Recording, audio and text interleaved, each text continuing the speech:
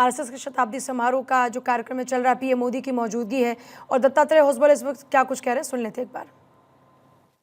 तो व्यक्ति को समाज के साथ जोड़ना है और इस समाज के साथ जोड़ने के कारण व्यक्ति राष्ट्र का एक घटक बनता है, अंग बनता है। कई बार लोगों के मन में होता है हमें मांगना है, देश से ये मांगो, और देश से मांगने के लिए नहीं है।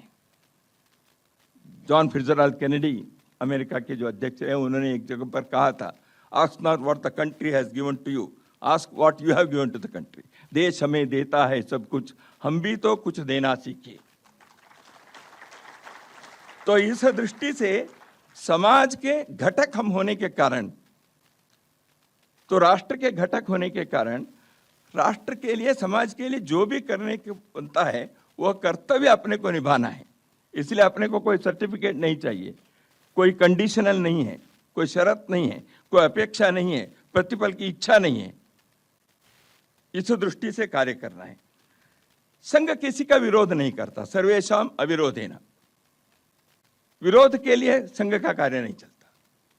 सब समाज को लिए साथ में आगे है बढ़ते जाना, यही संघ का गीत है।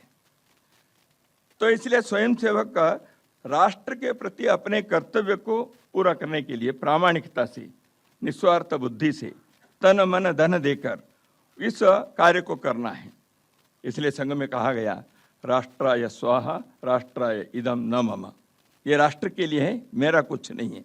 इस प्रकार के एक भाव से जो हजारों लाखों स्वयंसेवकों ने इस देश के अंदर इस कार्य को आगे बढ़ाया, स्वाभाविक रूप से लाखों लोग समाज के, यद्यपि वो संघ में नहीं आए होंगे, लेकिन इस कार्य को उन्होंने पहचाना, स्वीकारा, स्वागत किया, सहयोग दिया, सहभागी हो गए। सेवा में लाखों स्वयंसेवक लगे हैं। प्राकृतिक आपदा आती है, समाज की आवश्यकता होती है, सरकारों की योजना बनती है। योजना सरकार को तो समाज के प्रति कर्तव्य के नाते प्रत्येक सरकार को करनी है, लेकिन समाज के लोगों को भी अपने कार्य करना है। तो इसलिए इस सेवा कार्य में संघ के स्वयंसेवक भिन्न भिन्न प्रकार के संस्था के द्वारा समाज के सहयोग के साथ, सहकार के साथ